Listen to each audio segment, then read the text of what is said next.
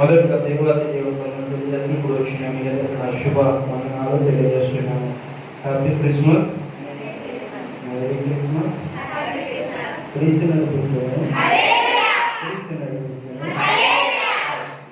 ఎంతో మన స్లోగా బాగుంటుందని నేను స్లోగా చెప్పాను.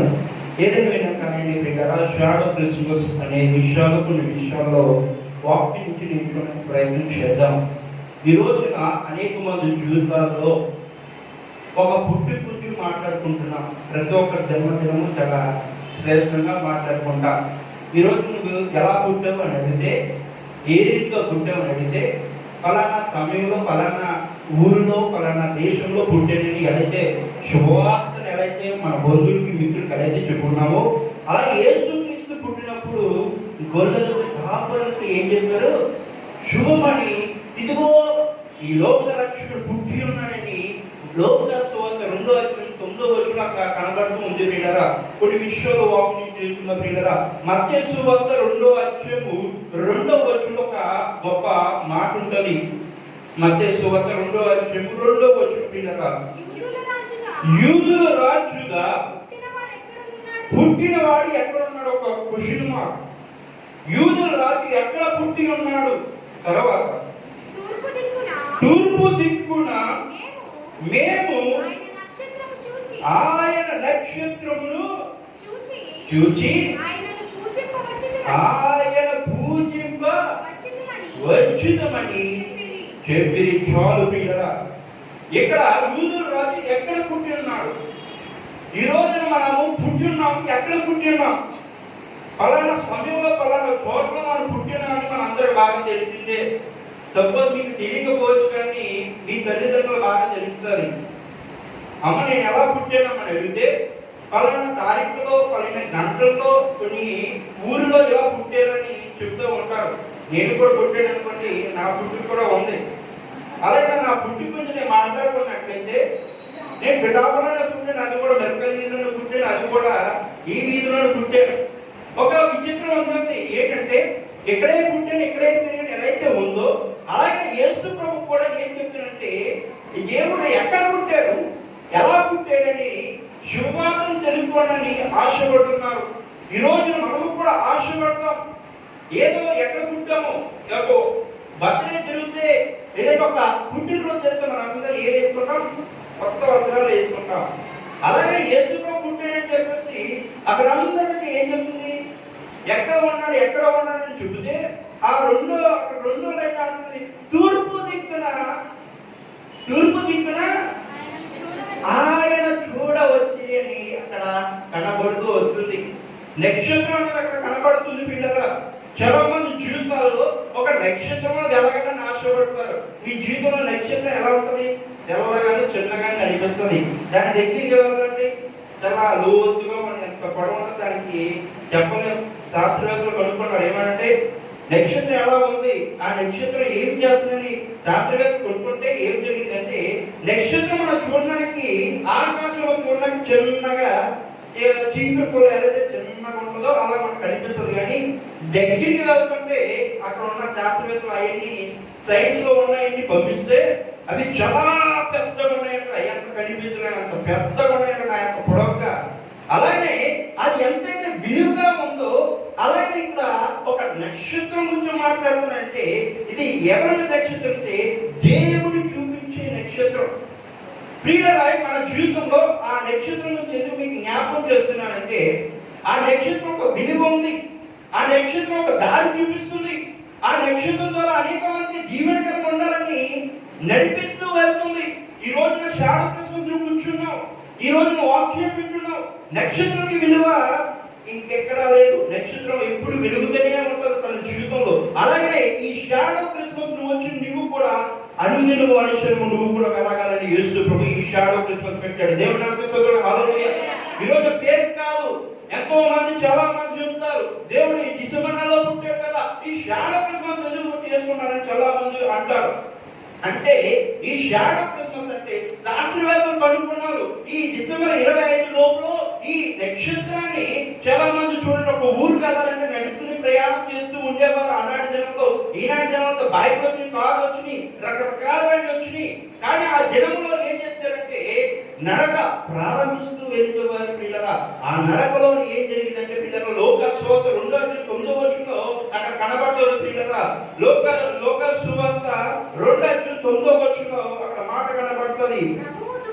ప్రభు దూత ఆయన యొద్దకు వచ్చి నిలిచెను. ప్రభు మహిమ వారి చుట్టూ ప్రకాశించినందున వారు మిక్కిలి భయపడి. చాలా మంది చూడండి, ఏదైనా ఒక పనిలో చేస్తున్నప్పుడు ఎవరు పక్క నుంచి ఒకేసారి అల్లికట్టుని వేరేం చేస్తారు, అల్లిపోతారు. నేనైతే అల్లిపోతాను, మీరు అల్లిపోతే మంచిది, అల్లిపోతే ఏదో ఒక లోపం అంటారు, జాగ్రత్త. అదే మిక్కిలి భయపడ్డారు. నేను చూసి ప్రభుత్వం వారి మీద వచ్చి భయపడకూడి. చాలా మంది చూడండి ఒకేసారి వచ్చి బాబు అంటే ఏమైపోతాం, అల్లిపోతాం. వాళ్ళు కూడా ఏమైనా అల్లిపోయారు, భయపడిపోయారు. ఏమొచ్చారు మా దగ్గర, ఏదో వచ్చారు, ఏదో భూకంపాలకు మా చుట్టూ సంతరిస్తుందని చెప్పేసి అల్లిపోయి వచ్చారు. కానీ అక్కడ ఏం జరగలేదు. ప్రభు దూత వాళ్ళ దగ్గరికి వచ్చారు. ఏమని చెప్తారంటే 10వ అక్కడ కనబడుతుంది పిల్లగా.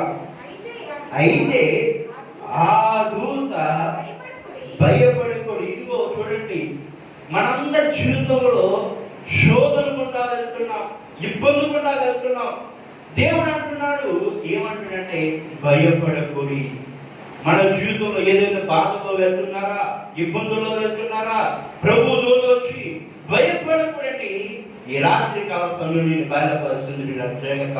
భయపడకూడి, ఇదిగో ప్రజలందరికీ కలుగబోవు మహా సంతోషకరమైన సువర్తమానము నేను మీకు తెలియజేస్తున్నాను.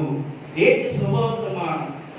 చాలా మంది జీవితాల్లో, చాలా మంది ఆత్మీయ జీవితాల్లో వారి కుటుంబంలో వినవలసింది ఏంటంటే శుభవార్తలు వినాలని ఆశపడతారు. ఏదే శుభవార్త వినాలని ఎవరైనా ఆశపడతారా? ఎవరు ఆశపడరు. కీడు జరగమని ఎవరైనా ఆశపడతారు? ఎవరు ఆశపడరు. మేలు మేలు మేలు మేలు అంటారు, కానీ మేలుని ఆశపడతారు పిల్లరా. ఇక్కడ కూడా ఏం చెప్తుందంటే మేలైన వచ్చినారు, శుభవార్త అంటున్నారు. ఈరోజు శుభవార్త ఏమిటి అన్నట్లయితే, ఈరోజు నువ్వు భయపడకుండా నువ్వు ప్రార్థన చేస్తే, భయపడకుండా నువ్వు జీవించినట్టే దేవుడు ఒక శుభవార్తను మీకు దయచేయబోతున్నాడు. ఏవైతే ఇబ్బందుల్లో ఉన్నారో, ఏవైతే లోటులో ఉన్నారో, ఏవైతే కొదువులో ఉన్నారో వాటి వరకు మీరు భయపడకుండా ప్రార్థన చేస్తే దేవుడు మీకు ఒక శుభవార్తను ఇవ్వబోతున్నాడు పిల్లరా. మానవ బ్రతుకులో శోధన కూడా వెళ్ళొచ్చు, ఇబ్బంది కూడా వెళ్ళొచ్చు. కానీ ఒక విషయం చెప్తున్న జాతి గమనించండి, భయం అనేది వస్తుంది, కానీ భయాన్ని ఎదిరించే సత్తా మనకు దేవుడు ఇవ్వాలి. ప్రభువా నాకు ఇవి ప్రభువాని ప్రారంభించండి. దేవా నేను తట్టుకునే శక్తి నాకు ఇవి ప్రభువా. గర్భంలో పెట్టిన 9 నెలలు మోసిన తర్వాత ఆపరేషన్ థియేటర్కి వెళ్తున్నప్పుడు నొప్పులు భరిస్తున్నప్పుడు ఎంతగానో పుట్టినప్పుడులో బాధ వచ్చినా కానీ తల్లి ఏం చేస్తుంది? ఓపికతో ఆ నొప్పులు భరిస్తూ వస్తుంది. అలాంటి ఆ ఓర్పు ఆ ఒక్క రోజుతో సరిపోతుంది తల్లి, కానీ జీవితాంతము ఉంటారు. అలాగే మన జీవితాంతం వరకు ఓర్పు సహనం ఉండాలంటే మనలో ఎవరు ఉండాలంటే ఒక శుభవార్త ఉండాలి. ఎవరంటే ప్రభు అని యేసు శుభవార్త ఉండాలి. దేవుని నామమున స్తోత్రం. హల్లెలూయా. దేవుని మాట లేకపోతే, దేవుని వాక్యం మన జీవితం లేకపోతే భయంతో బద్దుతోటి ఉండలేము. అనుదినము భయం, అనుదినము క్షణంతో బాధతోటి ఇబ్బందులతో ఉండిపోతాం. గమనించండి, శుభవార్త ఏంటంటే అక్కడ చెబుతున్నాడు పిల్లరా 11వ పిల్లరా, దావీదు పట్టణమందు నేడు రక్షకుడు నీ కొరకు పుట్టి ఉన్నాడు. చాలు ప్రియులరా, దావీదు ఈ రోజున రక్షకుడు నీ కొరకు పుట్టి ఉన్నాడు. ఎందుకు యేసు ప్రభు నీ కొరకు ఎందుకు పుట్టి ఉండాలి? ఒకసారి గమనించండి. ఈ రోజు నువ్వు ఎందుకు బతుకున్నావు నీకు ఒక తెలుసు. ఎందుకు పుట్టావంటే తల్లి గర్భంలో నువ్వు జన్మించి నువ్వు బయటకు వచ్చావు. నీకు ఒక పేరు ఉంది, ఆ పేరు తగ్గట్టు నువ్వు జీవిస్తున్నావా? ఇక్కడ ఏం చెప్తుందంటే పిల్లరా, నేడు రక్షకుడు మీ కొరకు పుట్టి ఉన్నాడు. రక్షకుడు అంటే ఏ పాపము లేని దేవుడు నీ కొరకు పుట్టి ఉన్నాడు. మానవ బ్రతుకులో మనం జీవిస్తున్న మన జీవితాల్లో పాపము నిండిపోతున్న మన లోకంలో పాపాన్ని విడిచిపెట్టి రక్షణ అనే అనుభవంలో మనం నడిస్తే అదే నిజమైన క్రిస్మస్ ప్రియులారా. ఈ రోజున క్రిస్మస్ అంటే పేరు కానీ మన హృదయంలో ఉండాలి. బయటికి స్టార్ ఇంటిలోన బాగా ఉంటుంది. చాలా మంది చూడండి, ఇంటి మీద స్టార్ ఉంటుంది, ఇంట్లో పిండి వంటలు ఉంటాయి, కానీ హృదయంలో బతి ఉండదు. ఈ రోజు ఇంటిలో స్టార్ ఉంటుంది, వేసుకుంటారు, వస్త్రాలు వేసుకుంటారు, హృదయంలో ఏముండదు, బతి ఉండదు. ఇంటి మీద అన్ని అలంకరణగా ఉంటాయి కానీ ఇంటిలో బతి అనేది ఉండదు. పిల్లలు భక్తుల్లో కానీ ఎవరిలో ఉండదు. అది క్రైస్తవమే కాదు, అది రక్షణే కాదు. రక్షణ ఎప్పుడంటే నేడు రక్షకుడు మీలో ఉదయించాలి. మీలో పుడితేనే దానికున్న విలువను మనకు తెలుస్తుంది పిల్లగా. తల్లి గర్భంలో రూపించమన్నప్పుడు తనకు తల్లికి తెలుసు, నా బిడ్డ వస్తున్నాడని ఎలాగైతే తల్లి తెలుసుకుని ఏం చేస్తుంది, ఆ బిడ్డని మొయినకి ప్రారంభిస్తుందో, దేవుడు రక్షకుడు నా కొరకు పుట్టి ఉన్నాడని చెప్పేసి మనం కూడా అనుకుని దాని ప్రకారంగా అనుసరిస్తే దేవుడు మనలో పుట్టి ఆ క్రిస్మస్ ఆనందాన్ని అనుదినము అనుషము దేవుడు దయచేస్తారు. ఈ డిసెంబర్ నెలలోనే కాదు, ఈ నవంబర్ నుంచి డిసెంబర్ ఎండింగ్ వరకే కాదు, ఈ క్రిస్మస్ ఆనందం అనుదినము ఉంటుంది. ఎప్పుడు అంటే నేడు రక్షకుడు మీలో ఉదయించినప్పుడు.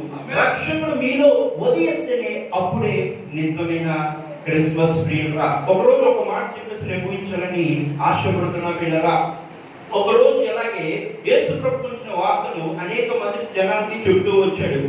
ఆ చెబుతూ వస్తున్నప్పుడు ఏమంటే పాస్టర్ మీకు ఏమి పని పాట లేదా, షాడో క్రిస్మస్ గురించైనా ఈ క్రిస్మస్ గురించి చాలా చెబుతున్నారు, ఏంటి మీకు పని పాట లేదని అడిగితే ఆయన ఒక సమాధానం ఇచ్చాడు. ఏమంటే, బాబు నాకు ఎన్నో పనులు ఉన్నాయి, నేను ఉద్యోగాలు బాగా చేస్తాను, కానీ యేసు ప్రభు నమ్ముకున్న తర్వాత ఆయన్ని విడిచిపెట్టేసి నేను యేసు ప్రభుని వెంబడించడం ప్రారంభించాను అని చెబితే ఆ యవనస్తుడు ఏమంటాడంటే, పాస్టర్ గారు మీరు చెప్పింది వినసొంపుగానే ఉంది, కానీ నాకెందుకో బుర్ర ఎక్కుతలేదని అని చెప్పాడు.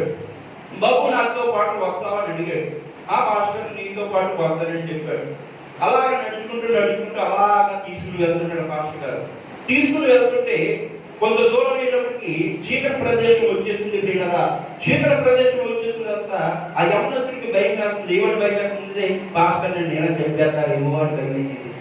మరి చూడండి, చీకటి ప్రదేశంలో వెళ్తే మనం కూడా ఏమైపోతాం, భయపడిపోతాం, ఏదో అయిపోతుంది, నన్ను ఏదో చేసేస్తాడు అని ఎలా భయం వస్తుందో ఆ రోజు కూడా అలాగే ఆ పాస్టర్ గారి తోటి ఆ యవనస్తుడు వెళ్తుంటే భయం వేస్తుంది పిల్లరా. భయం వేస్తుంది కానీ లోపల మాత్రం బాధతో భయపడిపోతున్నాడు. కానీ పాస్టర్ మాత్రం పాటలు పాడుతుంటే అలాగా పదబాబు అని అలా తీసుకొని వెళ్తుంటే బాగా అడిగి బాగా మజ్జు పొడుగును తీసుకెళ్ళిపోయి పిల్లరా.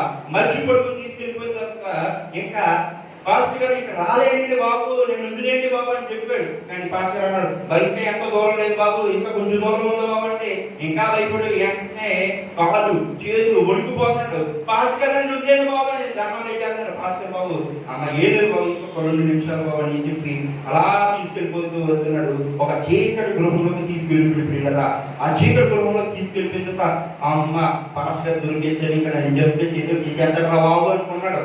అనుకుని ఆ చీకటి గృహంలో లైట్లన్నీ ఆపేసి చాలా మంది చూడండి అడవిలోకి తీసుకెళ్ళిపోతే ఒక ఇల్లు ఉంటే ఏదో చేసేస్తారని ఎలా భయం వేస్తుందో ఆ రోజు ఆ యమనస్తుడు కూడా భయం వేసింది.